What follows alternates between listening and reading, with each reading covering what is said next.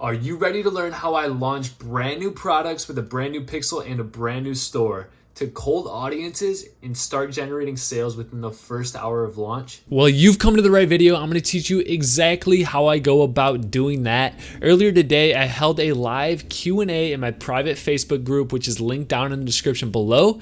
And the main question I was getting was, how do I launch a new product with a new store and a new pixel to cold traffic and start generating sales immediately? What was ironic is as I was doing the live stream, I was finishing up this brand new ad account, brand new store, and brand new pixel with a brand new product. So I figured I would share my exact launch strategies that I use every time I launch a new product. If you're new to my channel, I'm super happy to have you here, and I think you're gonna find a lot of value out of this video. So make sure to subscribe if you haven't already. The first thing I wanna get into is what the goal is with the initial launch of your Facebook ad sets. The answer is data collection. So when I'm launching new ad sets, although generating sales within the first hour is a great sign, it shouldn't be your only goal. In order to drive that long-term profitability and sustainability of a new product, you need to collect very, very high quality data from the get-go. I launched 10 interest-based targeting ad sets with the purchase objective, a single interest, automatic placements, one ad per ad set, and I only target the United States. I'm gonna go into the 10 ad sets that I created for this product launch and show you exactly how I did it and why I do this. So here is one of my 10 ad sets. And as you see, I use a purchase objective even though I don't have any conversion events for that yet. I set the daily budget at $20 per day for every single ad set. I only target the United States. For this specific product, it's not too intriguing to the younger customer base. So I'm targeting 30 to 65. If this was a product that worked well for all ages, I'd leave it, 20 to 65, 25 to 65. But for this product, I launched 30 to 65. And all the settings I'm showing you here are for all of the 10 initial ad sets that I launched. I target English, US, and UK, all genders. And obviously, if you have a gender-specific product, go ahead and narrow that down. I used one interest, and I want you to notice I used Netflix. It has 48 million people. When I'm in the data collection phase, yeah, sure, you can have an idea of who your potential customer is and really try to narrow down to like 1 million people, 500,000. But what I've come to find is that a lot of the times your ideal customer is not actually your realistic customer. So by giving Facebook a broad audience and a lot of just a huge variety of people to choose from, they can help you find your ideal customer. So I like the larger audiences when I'm in this data collection launch phase. So 48 million people, automatic placements. I use a one-day click. And this was also a question in the Q&A I had today. Someone asked, should I be using 7-day click and view or 1-day click and view, or the 1-day click for 7-day click? And it really comes down to the price of your product. So this is one of my private label brands called Brain Farm. Inside here, we have a women's watch with real marble. You can't really see it too well. Not bad, but it's $129.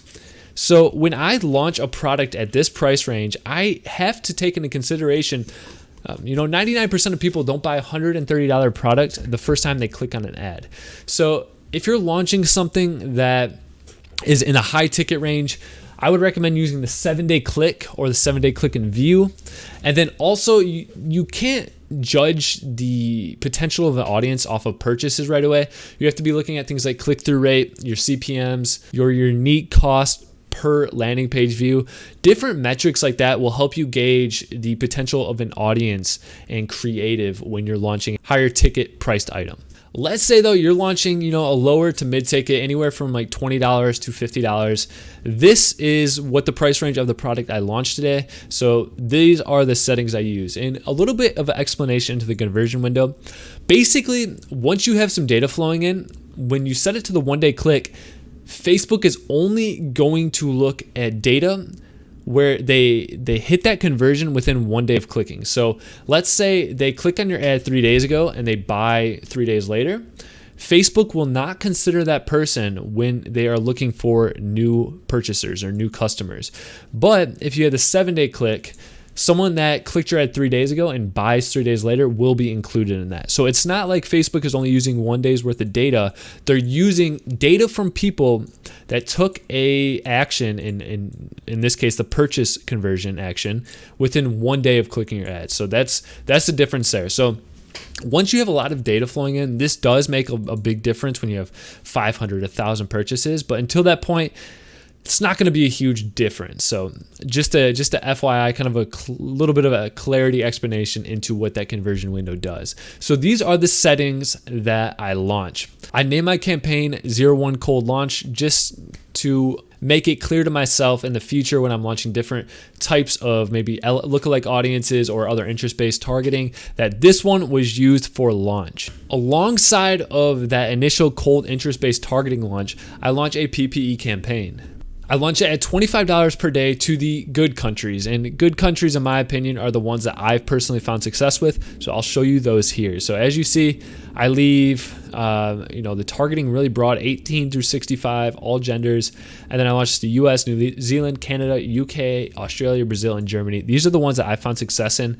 I haven't found success in all of the other e-packet countries, so these are the ones that I know the data that I'm getting from this PPE should be higher quality than if I was getting it from like India or Africa or worldwide.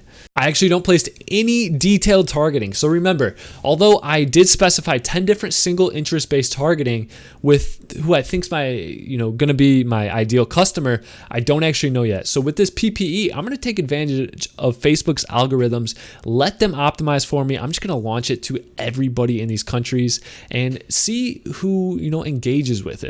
In my opinion, this gives you an advantage over other advertisers with the same product, because if they're only doing this narrow-based targeting, they're going to miss out on pockets of audience that you would never think were interested in purchasing your product that this PPE campaign is going to pick up on. And also targeting ads, audiences like Netflix and maybe like home repair, stuff that might not be even related to your product. You will find people in those audiences that the other pockets of direct audience targeting didn't pick up on. So I like doing this PPE, and then I will utilize this data for some lookalikes once I have enough of it. This is also going to give us some social proof at the start and help people on the edge make that purchase decision. So this was a ad account that I ran for like 20 days over the summer. And since I don't have any data in that new one I launched today, I want to show you what I do after I have that initial data coming in. And I might have made like a purchase or two. Even though they're not profitable, I'm going to show you how to utilize that data to start generating profitability. So here, for example, we have an interest, natural environment. So let's take a look at this. I'm going to explain my exact process for utilizing this data. So we have 43 million people in this audience, and I think it was like generating, I think it said like a 2.7 return on my ad spend. So what I do, let's say that this natural environment interest gets me a purchase and it's sitting below a 1.0 return on ad spend, but I see it has a good click-through rate, has a cheaper cost per click, I'm getting just good CPMs. So I know that there's something about this audience that's profitable, and I want to utilize this to find some other audiences that I can launch into and start to turn that profitability. So what you need to do, take the interest, come up here to the navigation, go to Audience Insights, come down to the interest, paste that in, go ahead and paste it there, and then you can start to narrow it. So as I mentioned, when I'm launching, I'm probably doing 25 through 65. In my case, I did 30. So let's just show you 30 and 65 plus. I'm going to do United States. Oh, I already had it. Okay, so we already have that in there. And what I want you to focus on is use those demographics alongside the interest in the audience insights, because it's going to provide you more accurate results. Now you have some information about the demographics of the people in this audience, but come over to page likes.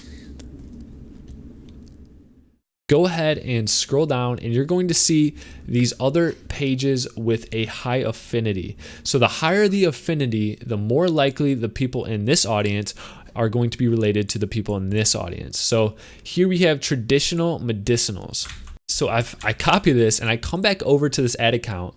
I haven't checked this, but I can almost guarantee that I probably tested this audience, because this is my exact process. I'm showing you guys my real process of finding profitable audiences. So if I paste this in here, let's see.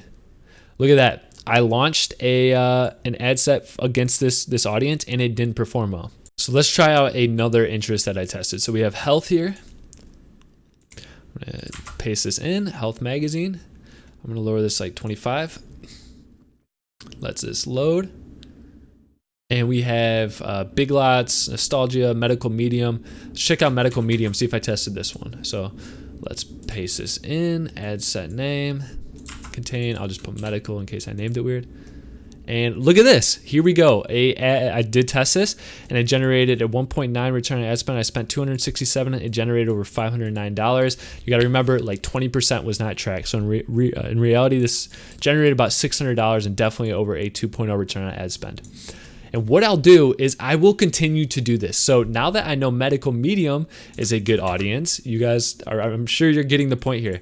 I'll drop it in here, and I will make sure the demographics match my target, and I'll start to analyze it. We have J.R. Watkins, Alternative Daily, a huge variety of audiences. And what you're going to come to notice is you can test everything in here. You can even drop the interest and realize that, okay, if majority are in 45 to 54, they're married, and they've went to college, narrow your targeting down by that. You might find a huge pocket of audience that are very similar that drive the profitability. So I'm going to write this out here for you guys so you can kind of take it down yourself. So utilize the audience insights to find new pockets of audiences and generate that profitability. So remember, we are collecting data, and we want to utilize that data to find new audiences to continuously get closer to that mark of profitability. And eventually, as you continue to launch these ad sets, your pixel is going to start to optimize. You're going to be able to sniper target your audience,